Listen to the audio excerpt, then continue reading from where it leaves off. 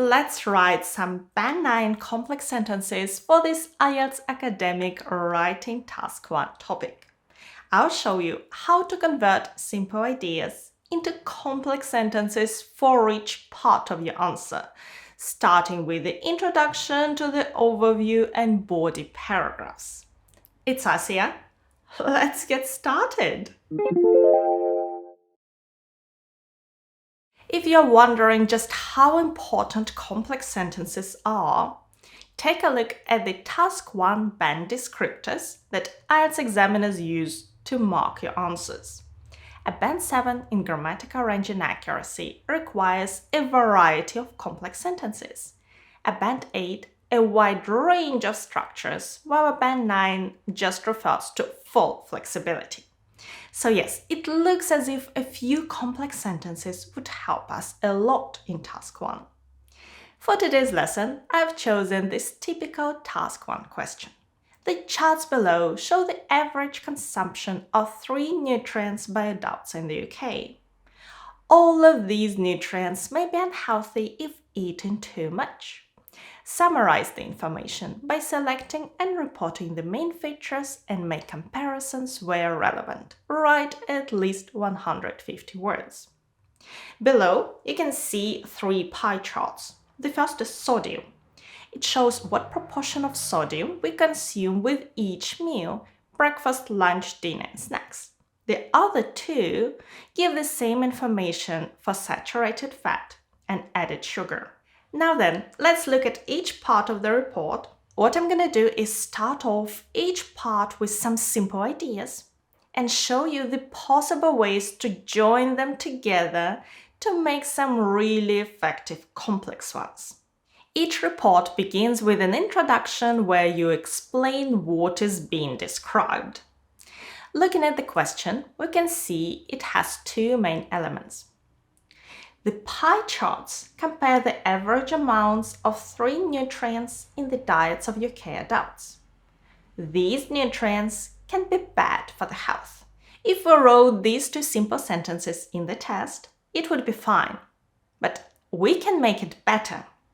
How about this? The 3 pie charts shown compare the average amounts of 3 potentially unhealthy ingredients, namely sodium, saturated fat, and added sugar. So instead of saying that the ingredients can be bad for the health, we can use the adverb potentially to indicate possibility and the adjective unhealthy, potentially unhealthy ingredients. And then we simply name the 3 ingredients, namely sodium, saturated fat, and added sugar. We can then add more information by using a simple connector like that or which are consumed by British adults at typical meal times of breakfast, lunch, and dinner, as well as snacks. In this case, because the subject of the second part of the sentence is the same as the subject in the first part, the ingredients, we can omit which are and say sodium, saturated fat, and added sugar consumed by British adults. The next part of our answer is an overview. Give a short summary. What does it all really mean? Write a sentence or 2 that clearly shows that you have understood the significance of what you see. We can put it near the beginning or leave it until the end. I recommend putting it right after your introduction while you still have enough time to write it. This part is interesting because we can do it in several different ways. When we look at the 3 meals, the simplest way to describe them is this. The highest consumption rates are at dinner. Snack time and then lunch come next. Breakfast is where the lowest percentages are found. And most reports would try to connect all that in one sentence, and very often it just looks like a list with a couple of simple connecting words like and but. For example, the highest consumption rates are at dinner, then snack time and lunch come next, while breakfast has the lowest percentages. Again, no complaints. The sentence is grammatically correct, but it's nothing special. An overview looks better if we add something to show we've understood what the data provided is really all about. We could use one of these. It is clear that. It is evident that. Or it is striking that. Striking just means very evident, very noticeable. Another way to make the sentence more complex is by using a conditional with if or when. If we take the three additives in combination, it is clear that the highest consumption rates occur at dinner and snack time. A conditional structure, when used appropriately and accurately, will help push up your band score. The percentages for lunch are not far behind those at snack time, so we can write this, followed closely by lunch, while breakfast is the meal in which the lowest average percentages are revealed. And please note the use of while as a connector to show contrast. Our complex sentence is now, if we take the three additives in combination, it is clear that the highest consumption rates occur at dinner and snack time, followed closely by lunch, while breakfast is the meal in which the lowest average percentages are revealed. There is one more little thing. Remember that sentence complexity is not just how long the sentence is, but also the complexity of the structures used. Notice that we have a great example of the passive voice, are revealed.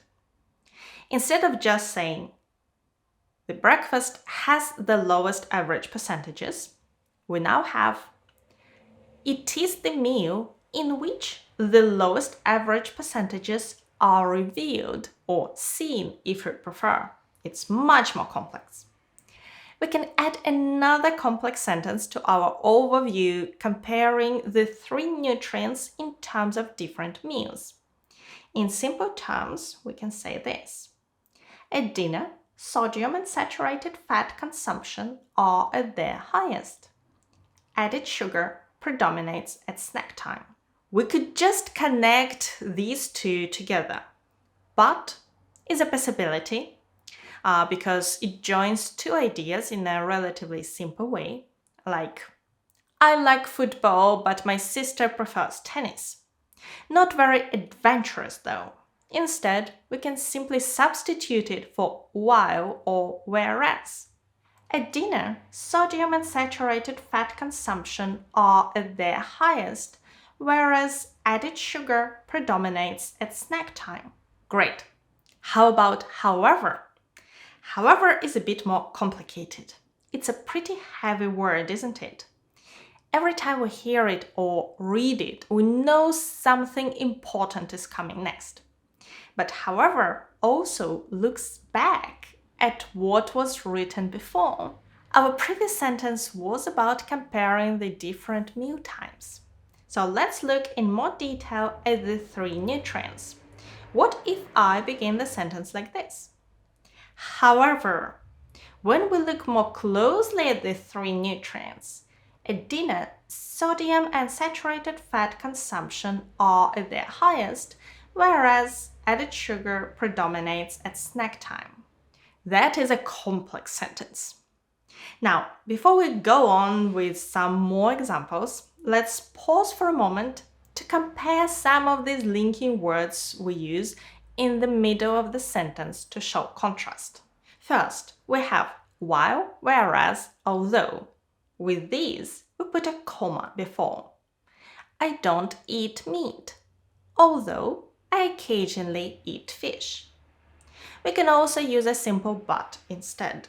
Then we have connectors like however, nevertheless, on the other hand. With these, you must put a semicolon before them and a comma after.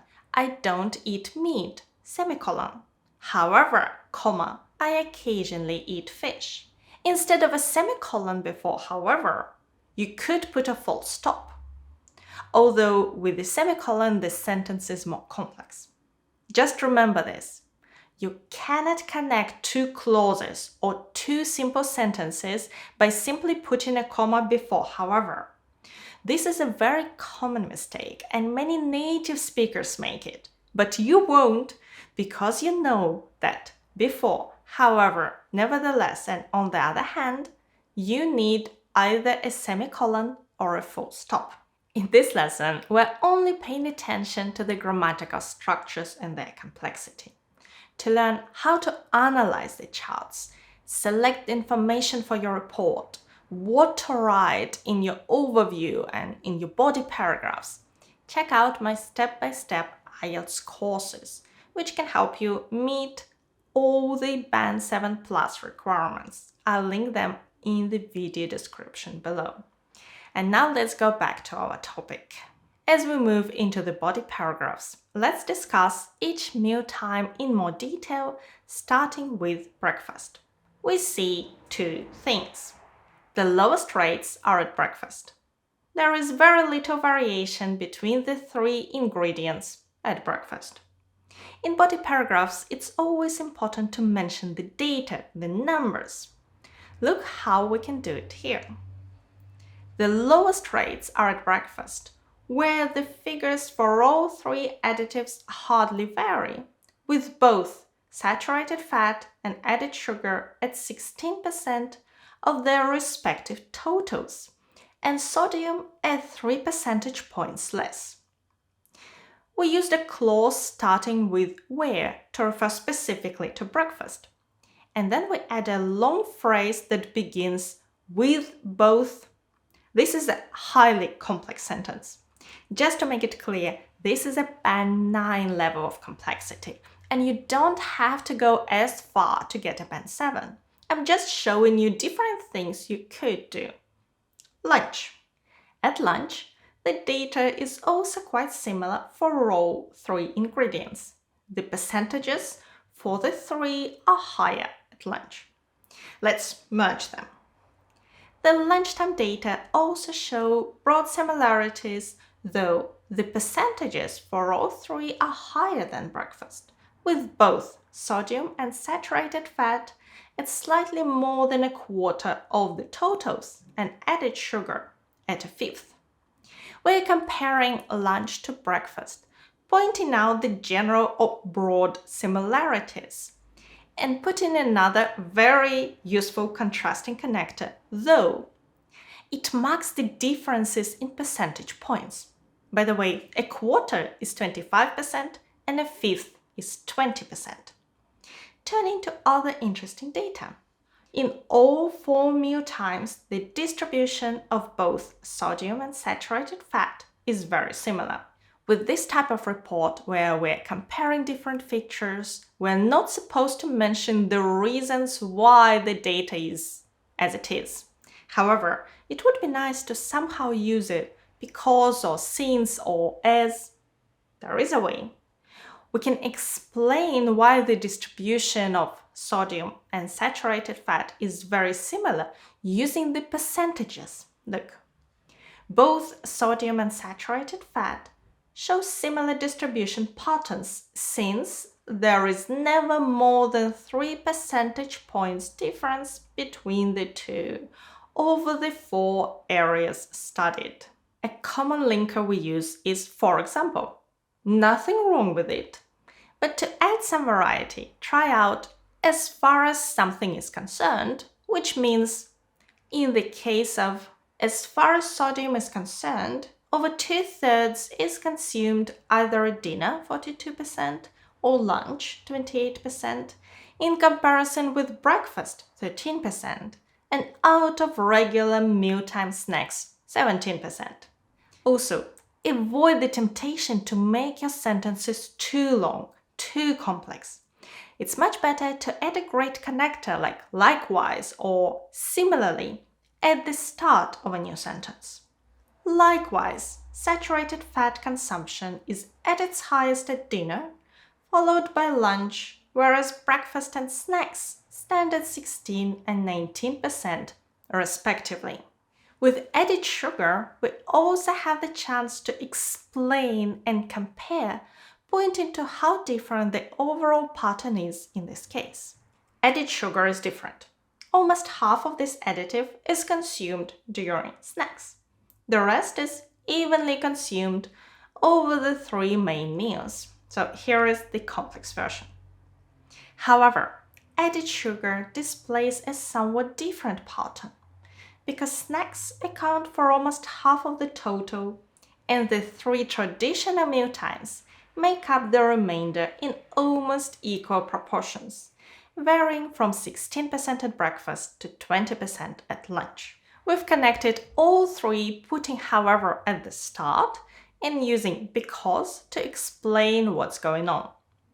It's very important to make sure that all your complex sentences are clear, that the reader will be able to understand exactly the points you're making.